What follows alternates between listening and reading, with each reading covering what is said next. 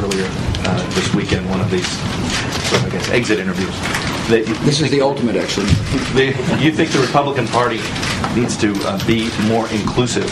Who needs to hear that message inside the Republican Party? Yeah, you see, I am concerned that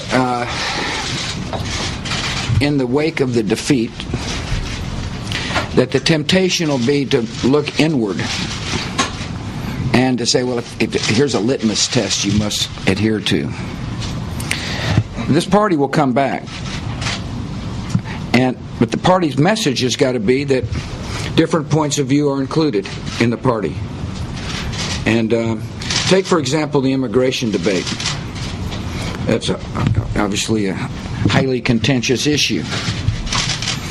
And the problem with the outcome of the initial round of the debate was that some people said, well, Republicans don't like immigrants. Now, that may be fair or unfair, but that's the image that came out.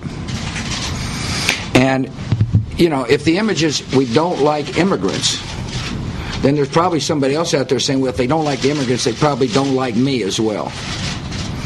So my point is that our party has got to be compassionate and broad-minded. I remember the 1964 elections. My dad happened to be running for the United States Senate then, and got landslided with the Johnson landslide in the state of Texas. But it wasn't just George Bush who got defeated. The Republican Party was pretty well decimated at the time. At least that's what I think that's how the pundits viewed it. And then '66 there was a resurgence. And the same thing can happen this time. But we just got to make sure our message is broad-gauged and compassionate, and that we care about people's lives, and we've got a plan to help them improve their lives. Jay, yeah, how you doing? I'm good. How you doing, sir? So what have you been doing since 2000? Never mind. Working my way to this chair. So are you going to be here for President Obama? I will. It's a pretty cool job. It's not bad. Yeah. Yours might be better. Yeah. What, retirement? In the past, when you've been asked to address bad poll numbers or your unpopularity, you've said that history will judge that you did the right thing, that you thought you did the right thing. But without getting into your motives or your goals, I think a lot of people, including Republicans, including some members of your own administration, have been disappointed at the execution of some of your ideals, whether Iraq or Katrina or the economy. What would your closing message be to the American people about the execution of these goals? Well, first of all, hard things don't happen overnight, Jake. And when the history of Iraq is written, historians will analyze, for example, the decision on the surge. The situation looked like it was going fine, and then violence for a period of time began to throw the progress of Iraq into doubt.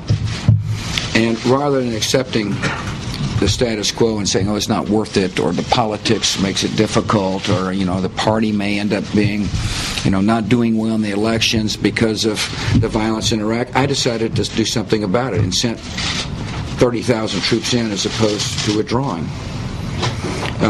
And so that part of history is certain, and the situation did change. Now the question is, in the long run, will this democracy survive? And that's going to be the challenge for future presidents. In terms of the economy, look, I inherited a recession. I'm ending on a recession. In the meantime, there were 52 months of uninterrupted job growth. And I defended tax cuts when I campaigned. I helped implement tax cuts when I was president. And I will defend them after my presidency as the right course of action. And there's a fundamental philosophical debate about tax cuts. Who best can spend your money? The government or you? And I have always sided with the people on that issue. Now, obviously, these are very difficult economic times. When people analyze the situation, there will be this problem started before my presidency. It obviously took place during my presidency. The question facing a president is not when the problem started, but what did you do about it when you recognized the problem? And I readily concede I chunked aside some of my free market principles when I was told by chief economic advisors that the situation we were facing could be worse than the Great Depression. So I've told some of my friends who said, who've taken an ideological position on this issue, why'd you do what you did? I said, well, if you were sitting there and heard that the Depression could be greater than the Great Depression, I hope you would act too, which I did. And we've taken extraordinary measures to deal with the frozen credit markets, which have affected the economy. Credit spreads are beginning to shrink. Lending is just beginning to pick up. The actions we have taken, I believe, have helped thaw the credit markets, which is the first step toward recovery. And so, look, there's plenty of critics in this business, and I understand that. And I thank you for giving me a chance to defend a record that I am going to continue to defend because I think it's a good, strong record. Jim. Thank you, Mr. President. I'd also like to ask you about your critics. Sure. You know any?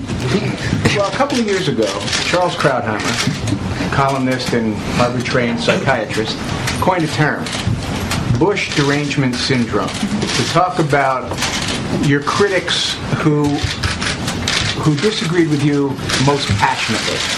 Not just your policies, but seemed to take an animosity toward you. I'm just wondering, as you look back, why you think you engendered such passionate criticism, animosity, and do you have any message specifically to those, to that particular part of the spectrum of your critics?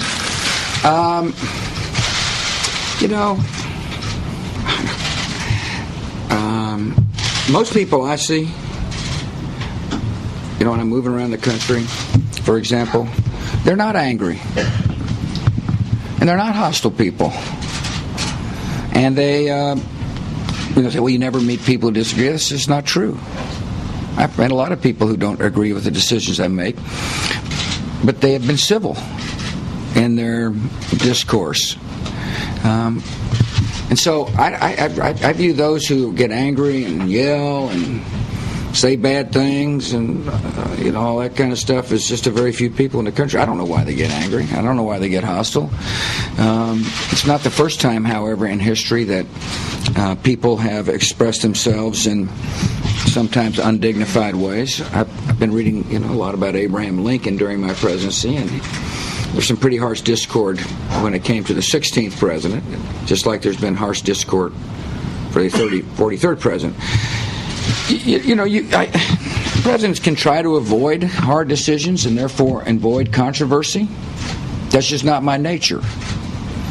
I'm the kind of person that is willing to take on hard tasks, and in times of war, people get emotional. I understand that. I've never really spent that much time, frankly, worrying about the loud voices. I, of course, hear them, but they didn't affect my policy, nor did they affect how I made decisions.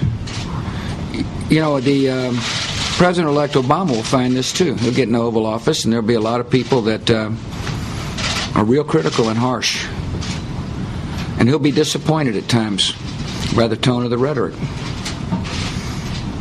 And he's going to have to do what he thinks is right, Jim. And if you don't, then I don't see how you can live with yourself. I don't see how I can get back home in Texas and look in the mirror and be proud of what I see if I allowed the loud voices, the loud critics, to prevent me from doing what I thought was necessary to protect this country. Mike. Mr. President, thank you very much. Since your philosophy is so different from President-elect Obama's, what concerns you the most about what he may attempt to do? Michael, I'm not going to speculate about what he's going to do. It's going to be, he's going to get in the Oval Office. He's going to analyze each situation, and he's going to make the decisions that he thinks is necessary. And the other thing is, when I get out of here, I'm getting off the stage.